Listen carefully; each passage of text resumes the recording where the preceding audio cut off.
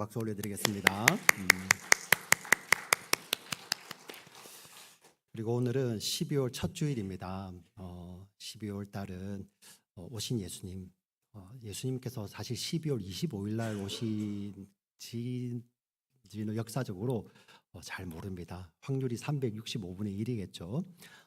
그런데 예수님께서 이 땅에 오신 것은 분명하기 때문에, 그리고 그 AD와 BC를 나누는 그 경계가 바로 예수님의 탄생을 기준으로 예수님 전이 BC고 예수님 이후가 AD입니다. 모든 역사의 기준이 되신, 중심을 잡아주신 예수님이 이 땅에 오신 것은 분명하기 때문에 저희들은 또 12월 달 저희 한 달은 예수님을, 이 땅에 오신 예수님을 또 기다리며 함께 예배를 드립니다.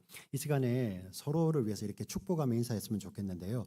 당신을 위해서 예수님 오셨습니다 라고 7분 이상 서로 축복하시면서 당신을 위하여 예수님 오셨습니다 이렇게 축복해 주시면 감사하겠습니다. 당신을 위하여 예수님 이 땅에 오셨습니다. 예. 사실 예수님 나를 위해서도 오셨지만 왜 당신을 위해서 오셨냐면은, 예수님은 우리 한 사람 한 사람을 구원하는 것도 목적이에요. 분명한 목적이지만 우리 성경을 잘 읽어보면 이제 한 사람의 구원에서 그치는 것이 아니라 그 구원의 목적이 우리를 예수님의 한 몸, 공동체라고 이야기를 합니다. 그래서 그 공동체를 성경은 뭐라고 부르냐면은 교회라고 부릅니다. 우리는 교회를 이제 어릴 때부터 다니신 분들이든 아니면 교회를 아직 말씀을 잘 이렇게 이해가 아직 없을 때는 교회하면 건물이 생각나잖아요, 그죠? 사실 이 건물은 예배당이라고 부르는 게 맞고요. 이 교회는 건물이 아니라 예수님께서 피 흘려, 자기의 피 흘려서 구원하신 그 모두를 총칭하는 그 교회라고 하는 거예요. 그래서 우리 교회는 지역 교회도 있지만 예수님을 믿는 모든 우주적인 이 교회, 이 교회라고 이야기하는 거예요. 그래서 나를 위해서 오셨지만 옆에 계신 분들, 당신을 위해서, 우리를 위해서 이 땅에 오셨죠. 할렐루야. 네. 그래서 여러분 보시면 요한계시록에 이제 마지막을 이야기하는데요. 거기에는 한 사람 한 사람을 향해서 물론 편지를 쓰지만 예수님께서 교회를 향해서 편지를 하잖아요. 교회. 예수님을 따르는 무리. 그래서 우리 고린도서에 보면 예수님이 머리고 우리 교회는 그의 몸. 그래서 한 사람 한 사람들은 몸을 구성하는 지체라고 이야기를 하죠. 요한계시록에 가면 예수님은 어린 양이고 교회는 그 어린 양을 따르는 무리들, 이렇게 이야기를 합니다. 또 요한계시록에서는 예수님은 신랑이고 교회는 그의 신부라고 이야기를 하는 거죠. 하나님은 공동체를 향한 이 꿈을 가지고 계셨어요. 하나님은 공동체를 이루는, 예수님을 머리로 하여서 그의 몸이 되어서 움직이는 공동체, 그 공동체를 향한 뜻을 분명하게 담아 두셨는데, 오늘 우리가 읽었던 이 데살로니가전서 5장 12절부터 18절까지의 말씀이 하나님께서 이 공동체를 향한 분명한 뜻을 담고 계세요. 우리는 16절부터 18절까지는 너무나도 잘 아는 말씀이잖아요. 항상 기뻐하라, 쉬지 말고 기도하라, 범사에 감사하라. 이는 그리스도 예수 안에서 너희를 향하신 하나님의 뜻이니라. 이렇게 이야기를 하죠. 자, 여기에서 이것만 하나님의 뜻인가? 근데 오늘 본문은 잘 읽어보시면 우리 후반부는 바로 우리 교회를 이루는 우리 믿음 신자들, 성도들이죠. 예. 우리 한 사람 한 사람의 삶의 영역에서의 하나님의 뜻이지만 전반부인 12절부터 15절까지는 이 한 사람 한 사람들이 이루는 교회 공동체를 향한 하나님의 뜻을 먼저 밝히고 있는 거예요. 네. 그래서 오늘 12절부터 15절까지 말씀을 살펴보면서 16절, 18절을 같이 나누려고 합니다. 첫 번째 보시면 교회 공동체, 교회 공동체가 있기 때문에 이것이 그냥 무생물이 아니에요. 그냥 로봇처럼 움직이는 것이 아니라 하나님께서는 구원하시고 그 하나님의 은혜와 사랑을 부으시며 하나님의 지혜를 부으셔서 하나님을 사랑하는 이 교회 공동체가 생물로 움직이는 거죠. 생물로. 각 하나의 이렇게 구성원들이지만 그들이 예수라는 머리 안에서 한 몸으로 움직이기를 원하시는 그 공동체를 향해서 하나님의 뜻을 분명히 밝히는데, 첫 번째 12절부터 13절까지 하나님의 뜻이 무엇인지 한번 볼까요? 같이 읽겠습니다. 시작. 형제들아, 우리가 너희에게 구하노니 너희 가운데서 수고하고 주 안에서 너희를 권하는 자들을 너희가 알고 그들의 역사로 말미암아 사랑 안에서 가장 귀히 여기며 너희끼리 화목하라. 예, 여기 보시면 형제들아 내가 여러분들에게 권면합니다. 부탁합니다. 에스크합니다라고 이야기를 합니다. 그러면서 당신들 가운데서 수고하는 사람들이 있지 않습니까? 그 사람들 특별히 주님 안에서 여러분들을 다스리며 권하는 자들을 여러분들이 알아야 됩니다. 이 안다는 것은 그냥 단순히 지식적으로 아는 것이 아니라 인정하다라는 의미를 갖고 있어요. 여기 보시면 여러분들 가운데서 수고하고 특별히 주 안에서 여러분들을 다스리며 권하는 자들. 여기서 다스린다라는 것은 지배하다, 정복하다는 말이 아니에요. 원어적 의미는 앞서 있다라는 말이에요. 앞서 있으면서 품고 있는 의미가 앞서서 돌본다는 의미를 갖고 있어요. 이 단어에. 예수님 하신 말씀이죠.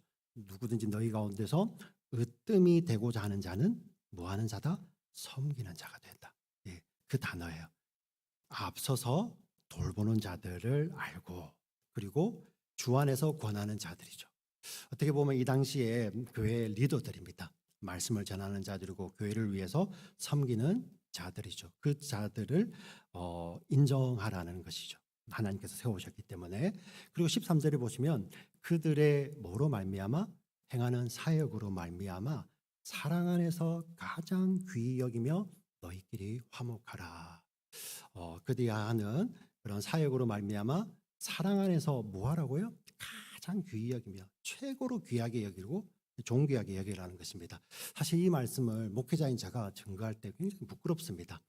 사도 바울에게 한번 막 마음이 드는 거예요. 사도 바울도 이런 편지를 쓰면서 이런 것을 쓸 때 어땠을까라는 마음도 하지만 또 한편으로는 그래도 바울 정도 되니까 이럴 수 있겠다 생각을 하는데 현대를 사는 우리 목회자들은 이런 말씀을 하면서 굉장히 부끄럽죠. 그래서 이제 마음이 양심이 와입맞으면 그냥 이것을 목회자의 특권처럼 여기면서 목회자를 잘 보필하지 않으면은 저주를 받습니다. 뭐 이런 이야기도 뭐 과감없이 하죠. 사실 이 말씀은 목회자의 특권을 이야기하는 것이 아니라 목회자를 향한 하나님의 정말 무거운 물, 하나님의 그 무거운 마음을 느낄 수 있는 마음이죠. 네. 여기서 우리가 잊지 말아야 될 것은 가운데서 수고하며 다스리며 앞서서 돌보며 권하는 것이 거기에 뭐가 붙어 있습니까? 주 안에서라는 말이 붙어 있잖아요. 12절에 주 안에서 교회 리더들이 자기가 원하는 대로 취향대로 생각대로가 아니라 여기서는 무엇입니까?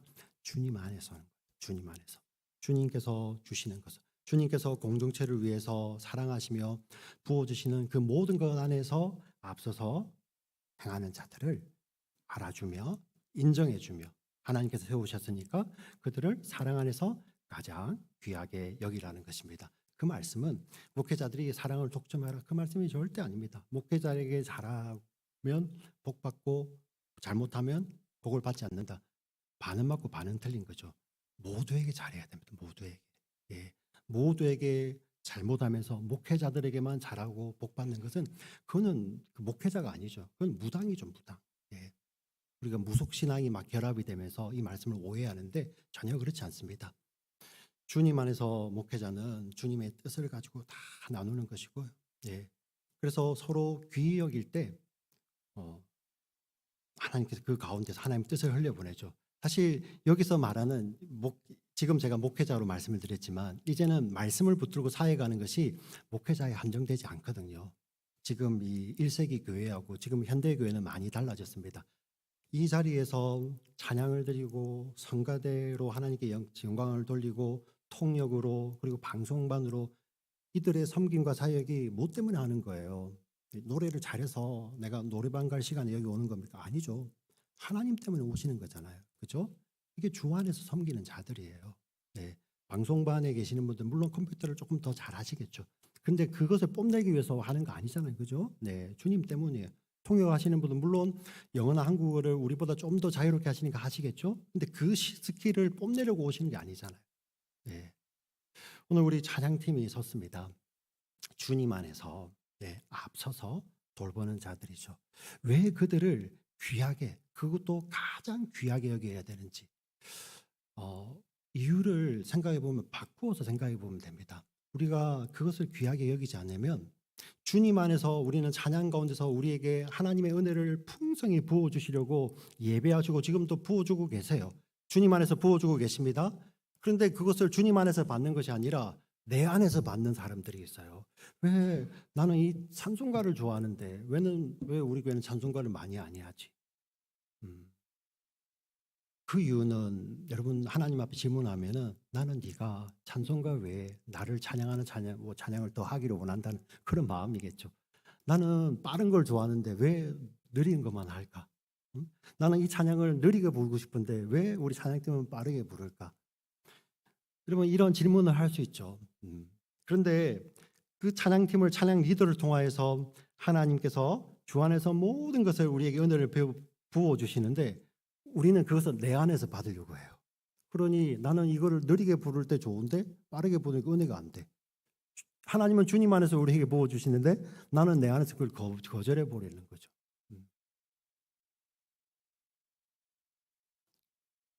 무섭지 않습니까? 네. 굉장히 무서운 말씀이죠. 그러니 찬양팀이 마음대로 해라는 말씀이 아닙니다. 네. 찬양팀도 주님 앞에서 고민하며 그 고민을 통하여서 하나님께서 은혜를 부어 주시는 거죠. 그리고 이번 주에 정말 하나님과 함께 나눌 그런 귀한 찬양을 이렇게 앞선 자들을 통해서 부어 주실 때 주 안에서 이르다 하는 거죠. 그리고 그 찬양을 주 안에서 우리가 받을 때 하나님이 주시는 그런 풍성한 은혜를 받게 되는 거예요. 이것이 하나님의 뜻이라는 것입니다. 네. 목회자, 찬양 리더들, 성가대들 모든 교회를 위해서 봉사하시는 그 모든 사역이 그들의 사역을 사랑 안에서 가장 귀하게 여길 때, 가장 귀하게 여기고 존중할 때 그 하나님의 풍성한 은혜가 존중이 여기는 자들에게 흘러 넘친다는 거예요. 네. 그래서 제가 예전에 달라스에 사역할 때 90이 넘으신 네, 어머님 계시는데 우리 젊은이들 하나 할머님이죠. 90이 넘으셨는데 거기는 찬양을 하면은 서서 한 30분씩 합니다. 네. 근데 젊은 사람들이 다리 아프다 왜 서게 하냐 이러는데 네. 90 넘으신 우리 어머님은 꼭 머리도 원래는 아프셨을 때 보니까 완전 백발이신데요. 까맣게 염색을 하고 오셔가지고 앞에 서서 찬양을 하시는 거예요. 네. 주 안에서 가장 귀하게 여기는 거예요. 주 안에서. 그 찬양의 은혜가 그냥 풍성히 흘러 넘치는 게 눈으로 보여요. 눈으로. 공동체에 그를 하나님께서 부어주시는 것. 이것이 하나님의 뜻이라는 것입니다. 자, 이 말씀이 단순히 교회 안에서 리더하는 리더들의 권리를 말하고 특권을 말하는 말씀이 절대 아닙니다. 네.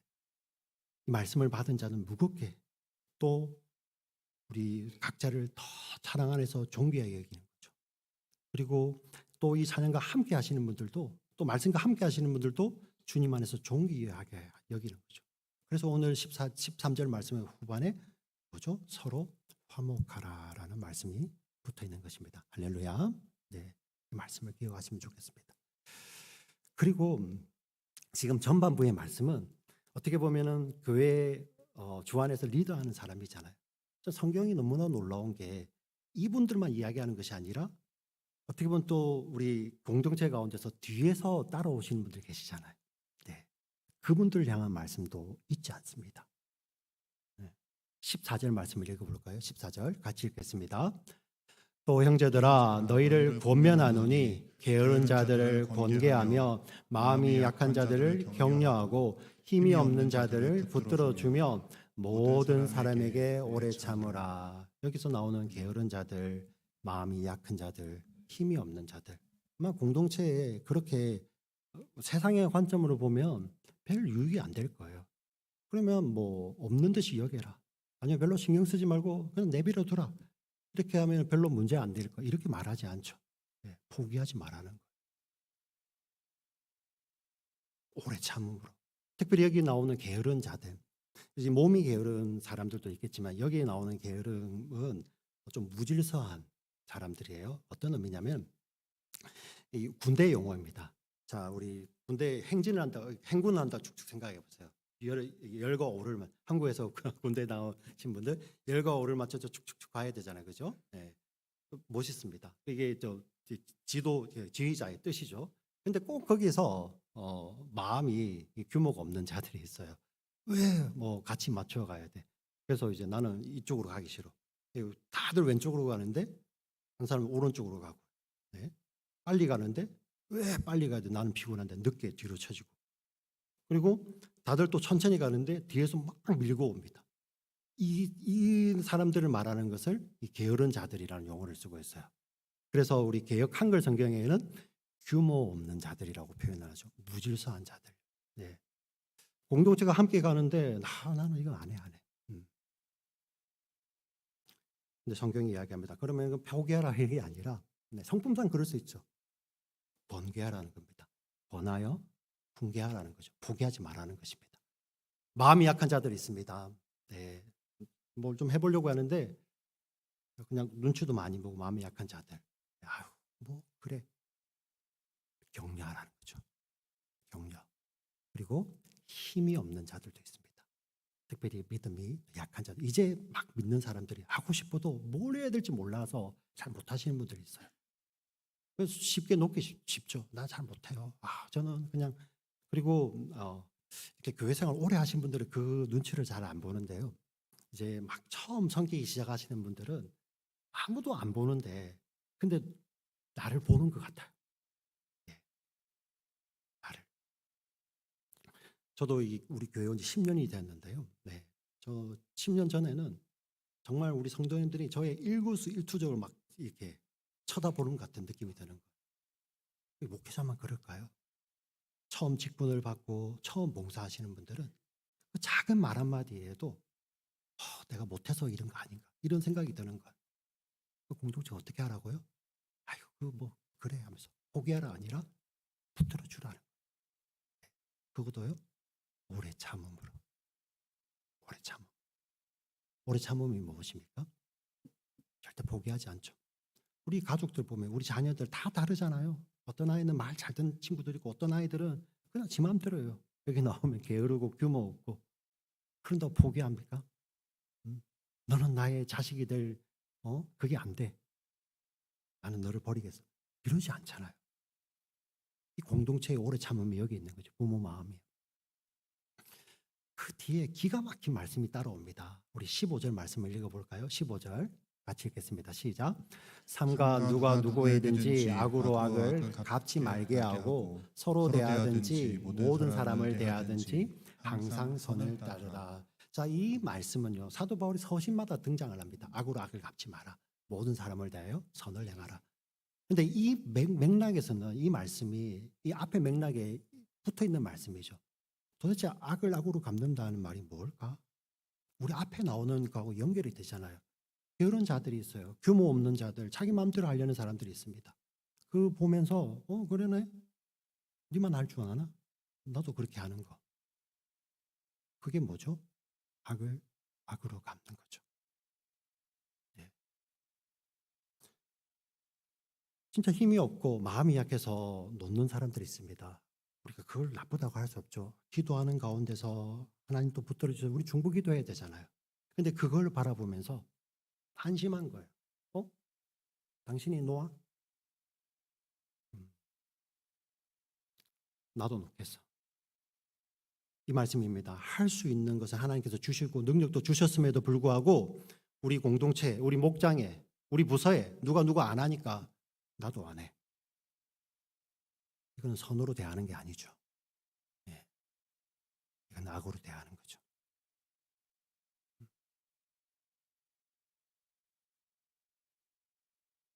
우리를 향하신 하나님 뜻이 무엇입니까? 앞선 자들이든 뒷선 자들이든 뒤에 따르는 자들이든 우리가 어디에 있는지 사실 나는 앞서 있다고 생각했지만 하나님 보시기엔 뒤에 있을 수도 있잖아요. 그렇지 않습니까? 네. 나는 또 뒤에 있다고 생각했는데 하나님 보시니까 네가 최고다고 말씀하실 수 있잖아요. 네. 목회자는 무조건 여기 앞에 자동으로 갑니까? 주 안에서 하는 사역으로 분별을 하는데요. 아닐 수도 있잖아요. 그렇지 않습니까? 공동체에 요구하는 건 무엇일까요? 사랑 안에서 가장 귀하게 여기며 인내함으로 끝까지 악을 악으로 갚지 말고 선으로 대하는 거예요. 물론 이 말씀이 나의 게으름을 나의 규모 없음을 나의 공동체를 깨뜨리는 그런 마음을 변명하는 말씀으로 주신 말씀이 아니라는 거 우리 자신들은 분명히 압니다. 네. 그리고 이 말씀을 남에게 누군가에게 이 사람을 정죄하는 말씀이 아니라는 거 분명히 압니다. 우리 자신을 향한 하나님이 주시는 하나님의 분명한 음성인 줄 믿습니다. 아멘. 아멘. 우리 공동체를 향한 하나님의 뜻입니다. 그리고 이 교회 공동체를 이루는 믿음의 지체들이 각자의 삶의 자리에서 삶의 일터에서 나타나는 하나님의 뜻이 바로 16절부터 18절까지입니다. 같이 읽어보겠습니다. 항상 기뻐하라, 쉬지 말고 기도하라, 범사에 감사하라. 이는 그리스도 예수 안에서 너희를 향한 신 하나님의 뜻이니라. 아멘. 자, 여기 나오는 항상 기뻐하라, 쉬지 말고 기도하라, 범사에 감사하라는 명령형입니다. 명령형. 자, 그리고 12절부터 15절까지에 나오는 동사들 있죠. 거기서 내가 바울이 권하노니라는 그 단어만 빼고요. 그런 단어만 빼고는 모두가 명령형입니다. 사실 우리가 신약 성경을 읽어보면 명령들이 이렇게 많이 뭉쳐있는 성경도 파트도 잘 없어요. 보통은 명령의 의미를 가진 청유형으로 많이 쓰는데요. 여기는 그냥 대놓고 명령형이에요. 자, 근데 명령 가운데서 여러분 이 두 가지 명령을 제가 한번 예를 들어 볼게요. 여기 나오는 항상 기뻐하라, 쉬지 말고 기도하라, 범사에 감사하라는 명령이 있습니다. 여기 하나는 오른편은요. 그냥 기뻐하라, 기도하라, 감사하라. 어느 명령이 따르기 쉽습니까? 저는 이 오른편은 해볼 만할 것 같아요. 예, 기뻐하라, 기도하라, 감사하라. 그럼 상황과 조건이 맞아지고. 예. 요즘 현대인들은 상황과 조건이 맞아도 잘 안 기뻐하고요. 자기가 좋아야 기뻐야 돼요. 감정도 맞아야 돼요. 아무리 상황과 조건이 좋아도요. 자기 감정이 하면은 오늘 내 엄마가 기분이 나쁜데 우리 김창호 그 교수님이 하는 이야기 있죠, 그죠? 우리 아이들이 언제 제일 기뻐할까? 아빠 엄마가 집에서 나갈 때. 자, 상황과 조건이 맞으면 기뻐할 수도 있고요. 감정이 맞으면요, 또 기도할 수 있고 감사할 수 있잖아요. 이거는 뭐 어느 상황과 조건이 할 수 있으니까 이건 할 만한 것 같아요. 근데 왼편에 있는 거 보세요. 항상 기뻐하라, 쉬지 말고 기도하라, 범사에 감사하라. 그럼 이 명령은 어떠세요? 네, 이 명령은 항상이 붙어 있기 때문에 조금이라도 기뻐 안 하면 명령 자체를 어기는 거잖아요.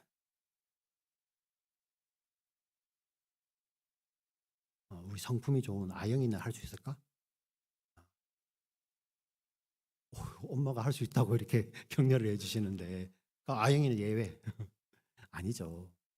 불가능하죠. 네, 불가능하죠. 목회자인 저는요, 아마 우리 아이들 이렇게 답할 거예요. 아빠는 할 수 있어. 이 설교 여기에서만 이렇게 할 거예요. 네. 불가능합니다. 네. 성경에 보면 이런 불가능한 명령들이 있어요.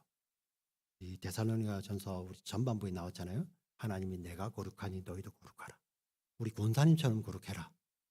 안수 집사님처럼 거룩해라. 심지어 목회자처럼 거룩해라. 할볼만 하잖아요. 네.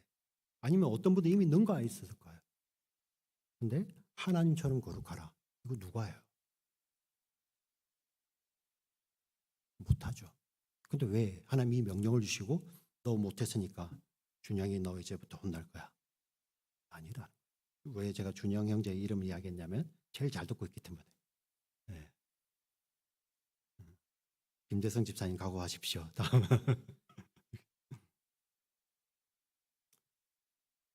이 불가능한 명령에는 하나님의 의지가 담겨 있어요.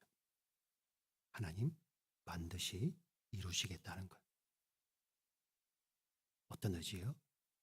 그리스도 안에서 너희를 향하신 하나님의 의지니라, 하나님의 뜻이니라. 하나님이 그리스도 안에서 우리를 그러한 사람으로 반드시 빚어내시겠다는 것. 네, 저를 놓고 보면 불가능하죠. 근데 하나님이 저를 그리스도 안에 넣으셔서 또 항상 기뻐하고 쉬지 말고 기도하고 범사에 감사하는 사람으로 하나님 빚어내시죠. 어떻게 해야 할까요? 예수님을 통하여서. 자, 기쁠 때 기뻐하는 걸 할 수 있죠. 근데 질문이잖아요. 그죠? 우리가 기뻐할 수 없는 상황, 환경, 그걸 우리 마음일 때 그때 우리가 어떻게 기뻐할 수 있습니까? 예수님이 생각나는 거예요. 예수님이 우리 기쁨이가 맞다고 이야기했어요. 지금 기쁨 이야기하니까 기쁨이가 자기 부르는 줄 알고. 네.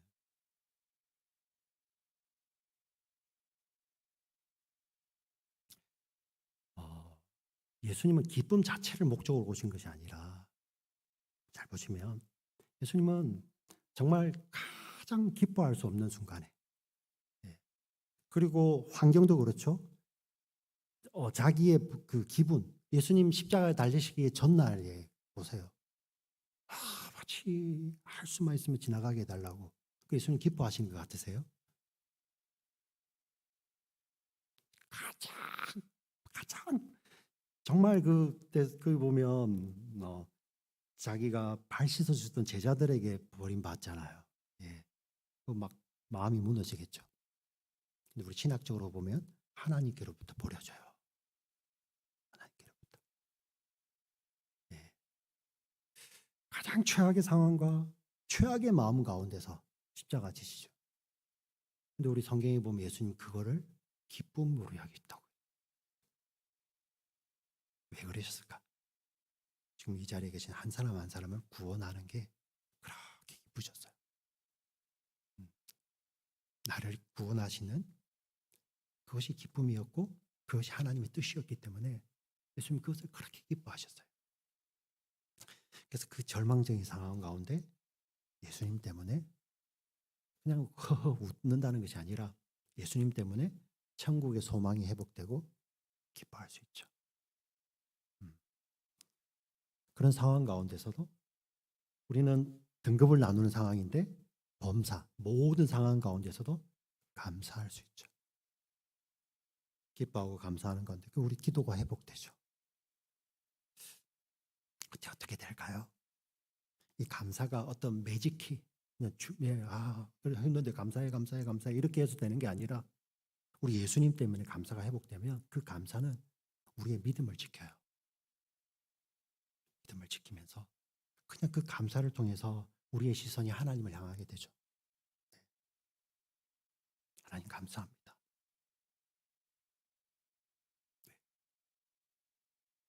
그때 보면 우리는 이제 우리가 감사해서 하나님 보이는 게 아니라 하나님이 이미 우리 예수님 안에서 우리의 믿음을 지키시면서 불가능한 우리를 항상 기뻐하며 쉬지 말고 기도하고 범사에 감사하는 하나님의 자녀로서 이미 믿고 계시는 하나님의 의지가 보이는 거예요.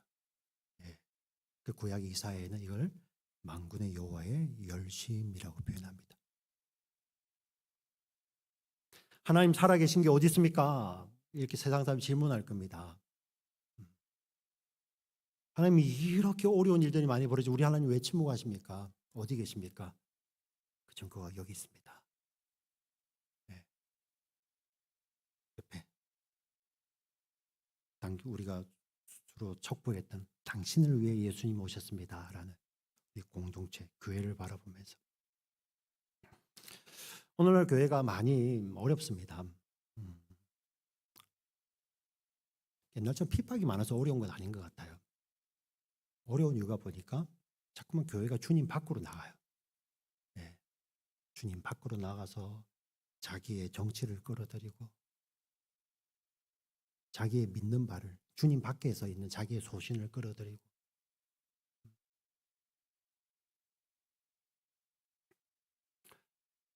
근데 우리를 향하신 하나님 뜻은 무엇이라고요? 그리스도 안에서 우리를 예수님을 꼭 닮은 자로 빚어가시는 하나님의 뜻, 그 뜻이 이루어지는 거예요. 그래서 오늘 이 자리에 우리가 있는 것입니다. 할렐루야. 네.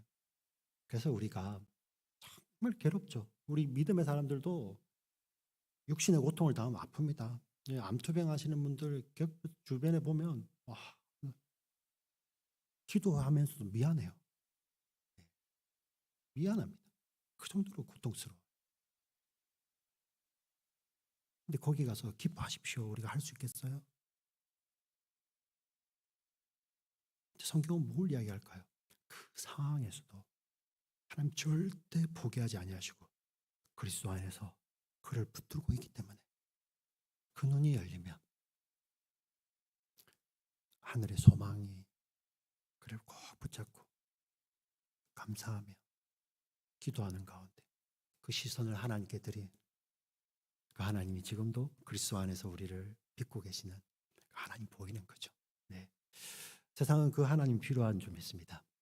세상은 그 예수님이 필요하고 우리 가정에도 필요하고 우리 교회 공동체에 필요하고 우리 모두에게도 이 예수님 필요한 줄 믿습니다. 오늘 우리 안에 오신 예수님, 우리가 그 예수님 안에서 공동체를 귀에 서로를 존중하는 거죠. 네.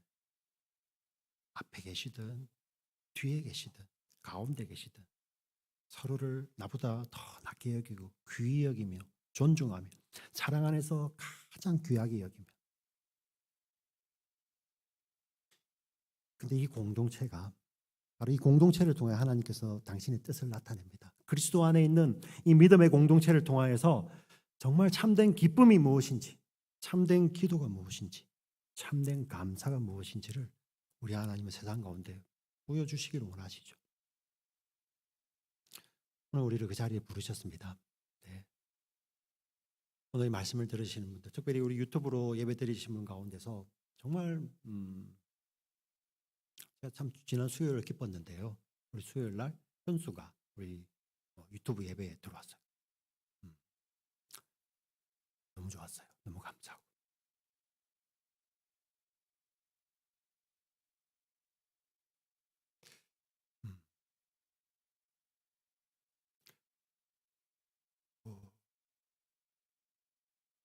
인간인 저도 이렇게 기쁜데 우리 하나님은 얼마나 기쁘신지.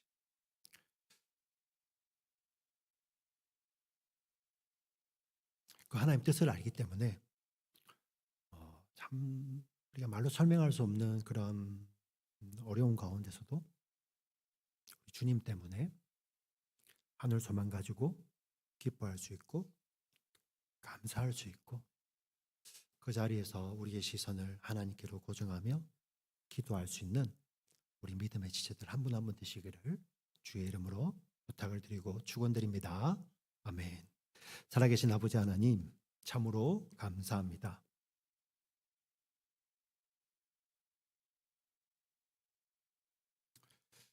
항상 기뻐하라. 쉬지 말고 기도하라. 범사에 감사하라. 이는 그리스도 예수 안에서 너희를 향하신 하나님의 뜻이니 하나님 이것이 우리에게 지워지는 우리 스스로 해결할 수 없는 그런 부담감, 책무가 아니라 하나님의 열심이고 하나님의 약속이고 하나님의 의지이기 때문에 하나님 오늘 우리가 우리 주님 안에서 하나님을 더 바라봅니다.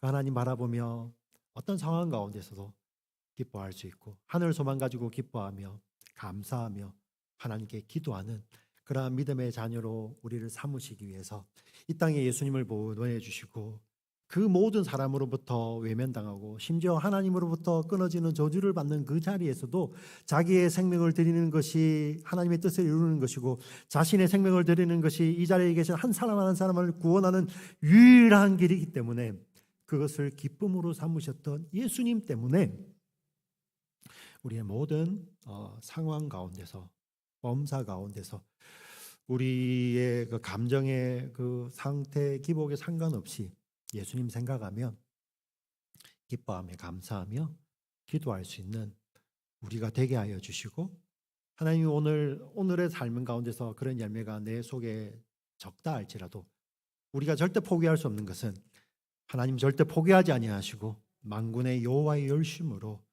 예수님 안에서 반드시 이루실 줄 믿기 때문에 그 이루실 그 주님을 기대하며 기다리며 기도하며 기다리며 오늘을 살아가는 우리 공동체 한 사람 한 사람 다 되실 수 있도록 주여 힘주시고 축복하시고 인도하여 주시옵소서. 존귀하신 우리 구주 예수 그리스도의 이름으로 기도드립니다. 아멘.